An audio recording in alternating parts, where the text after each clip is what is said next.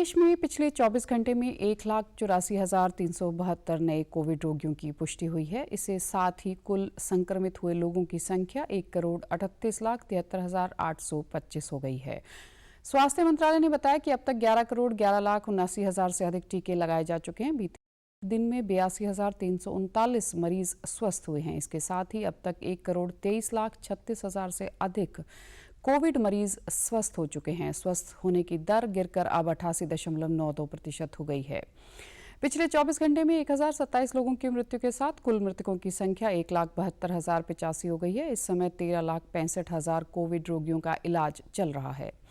चंडीगढ़ में भी टीकाकरण अभियान जारी है। कुल मिलाकर 57 स्थानों पर कोविड-19 से बचाव के टीके लगाए जा रहे हैं। डीडी न्यूज़ चंडीगढ़ से वैक्सीन लगवाने वालों ने अपना अनुभव साझा करते हुए कहा कि कोरोना से बचाव के लिए उन्होंने टीकाकरण करवाया है तथा सभी लोगों को इस बीमारी से बचने के लिए टीकाकरण जरूर करवाना चाहिए।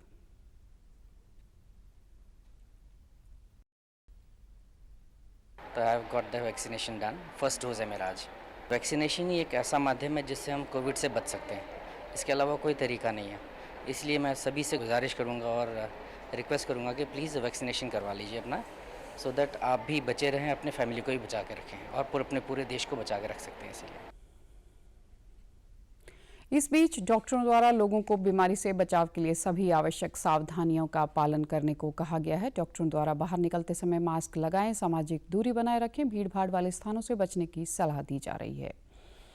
वित्त मंत्री निर्मला सीतारमण ने कहा है कि कोविड संक्रमण से हाल की बढ़ोतरी के बीच सरकार का देशव्यापी लॉकडाउन लगाने की योजना नहीं है। वित्त मंत्री ने विश्व बैंक समूह के प्रमुख डेविड के साथ वर्चुअल बातचीत के दौरान कहा कि सरकार अर्थव्यवस्था की गति ठप करना नहीं चाहती और कोविड की दूसरी लहर से स्थानीय स्तर पर पृथकवास और क्वारंटीन से निपटा जाएगा। वित्त मंत्री ने महामारी की रोकथाम के लिए परीक्षण, संपर्कों का पता लगाने, उपचार, टीकाकरण और एहतियाती उपायों की 5 सूत्रीय रणनीति का भी उल्लेख किया। श्रीमती सीतारमण और श्री मालपास ने कोविड टीकाकरण, आर्थिक रिकवरी, विश्व बैंक समूह से भारत के लिए ऋण सहयोग तथा पर्यावरण अनुकूल और समावेशी विकास की भारत की कार्यनीति सहित विभिन्न मुद्दों पर विचार विमर्श किया। वित्त मंत्री ने विकास के लिए धन की उपलब्धता बढ़ाने के उद्देश्य से भारत के लिए ऋण का दायरा बढ़ाने की विश्व बैंक समूह की पहल का स्वागत किया।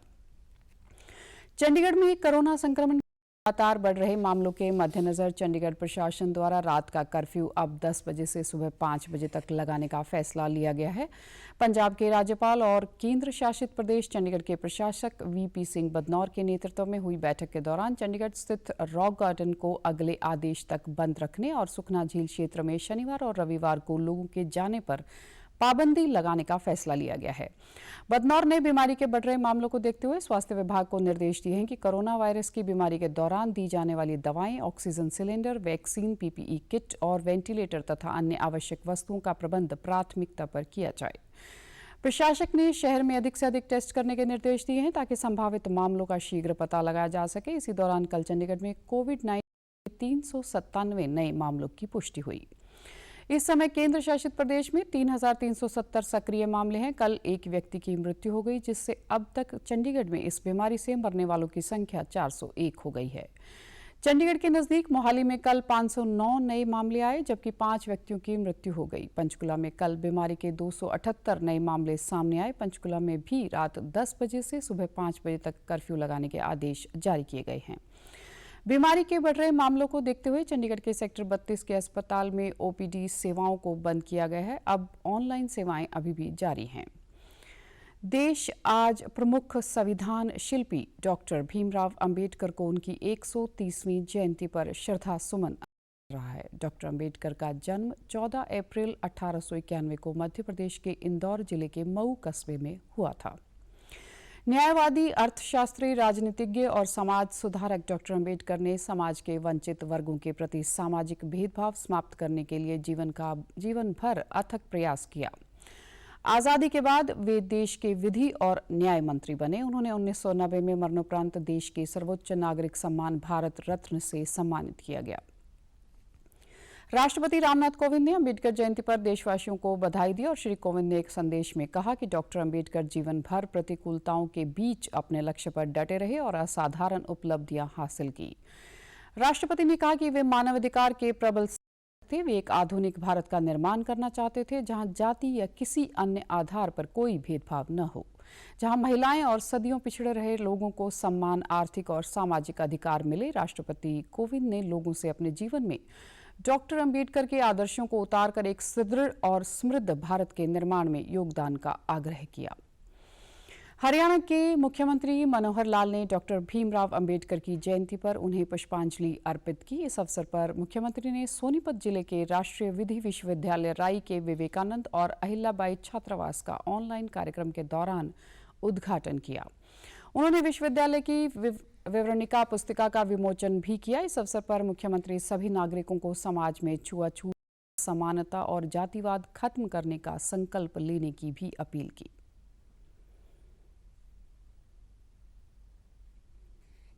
इस संविधान को तैयार करने के समय उन्होंने देश के यानी हर प्रकार के समाज की चिंता की, समन्वय बैठाया। गरीब और अमीर में कैसे समन्वय होगा, शहर और गांव के लोगों में कैसे समन्वय होगा, मिल मालिक और मजदूर में कैसे समन्वय होगा, इन सब बातों की इन्होंने चिंता की। जहां अधिकारों की बात की, वहां कर्तव्यों के प्रति भी इनकी सजगता ये उस समय ध्यान में आती थी। मनोहर लाल ने हरियाणा विधानसभा में भी डॉक्टर भीमराव अंबेडकर की प्रतिमा पर माल्यार्पण किया। केंद्रीय जल शक्ति राज्य रतनलाल कटारिया ने दिल्ली में डॉक्टर अंबेडकर इंटरनेशनल सेंटर में बाबा साहेब की प्रतिमा पर पुष्प अर्पण किए। इस अवसर पर मंत्री ने कहा कि बाबा साहेब के विचार और आदर्श करोड़ों लोगों को बल प्रदान कर रहे हैं और राष्ट्र को बल प्रदान कर रहे और राष्ट्र के लिए उनके सपनों को साकार करने के लिए सरकार प्रतिबद्ध है। पंजाब के मुख्यमंत्री कैप्टन अमरिंदर सिंह ने भी आज डॉक्टर भीमराव को उनकी जयंती पर श्रद्धा सुमन अर्पित किए। चंडीगढ़ में वर्चुअल तौर पर हुए एक कार्यक्रम के दौरान मुख्यमंत्री ने अंबेडकर द्वारा लोगों के लिए किए गए कामों को याद किया और उन्हें कहा कि डॉक्टर अंबेडकर ने समाज के वंचित वर्गों के प्रति सामाजिक भेदभाव समाप्त करने के लिए जीवन भर प्रयास किया। कॉन्स्टिट्यूशन जिहदे ते ये मुल्क चल रहा है, जो समाज दे विच तब्दीलियां लियाउणा चाहुंदे सी, इन्हां ने भी शुरुआत की थी। वी आर प्राउड टुडे कि असीं एक इहो जी शख्सियत की याद नूं आपां दोहरा रहे हैं और जिन्हां ने एक अपने देश वास्ते और एक समाज वास्ते इन्नियां प्राप्तियां कीतियां। चंडीगढ़ के CSIO में भी अंबेडकर जी को श्रद्धांजलि अर्पित करने के लिए कार्यक्रम किया गया। संस्थान के निदेशक अनंता रामाकृष्ण ने अंबेडकर जी द्वारा राष्ट्र निर्माण में किए गए कार्यों को याद किया।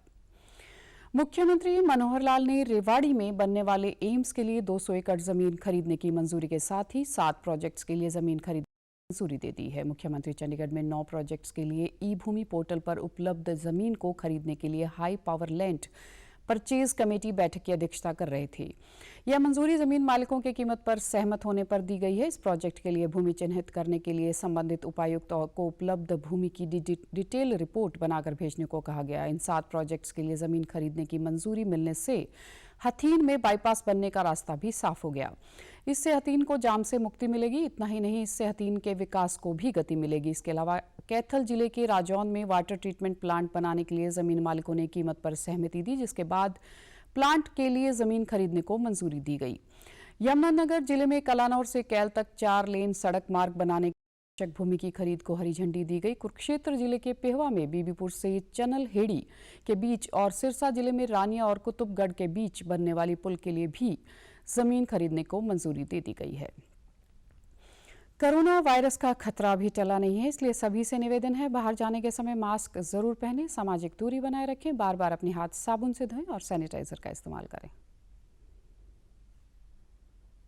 वैश्विक महामारी कोविड-19, जिसका कहर संपूर्ण मानव जाति को अपनी आगोश में ले चुका है। टीका या दवाई उपलब्ध होने तक महामारी के खिलाफ मानवता की जंग जारी है। ऐसे में सबसे जरूरी है सावधानी और बचाव। फेस मास्क कोरोना से रोकथाम का सबसे प्रभावी उपाय साबित हुआ है। विश्व स्वास्थ्य संगठन और विशेषज्ञों की शोध का भी यही निष्कर्ष है कि मास्क से मुंह और नाक को अच्छी तरह ढककर कोरोना संक्रमण को कम किया जा सकता है।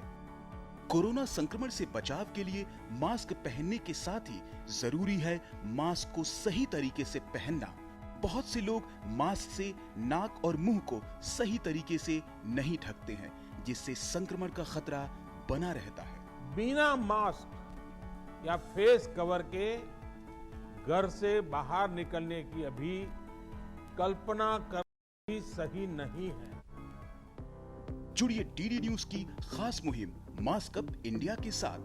मास्क पहने और अपने मुंह और नाक को अच्छी तरह ढकें। अपने परिवार के सदस्यों और दोस्तों को मास्क पहनने के लिए कहें। Mask up India. Mask up India.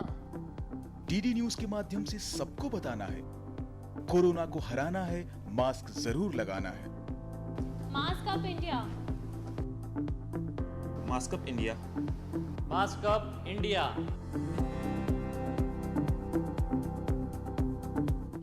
और आप हमारे समाचार YouTube channel DD News Chandigarh, Facebook DD News Chandigarh और Twitter handle DD News CHD पर भी देखें।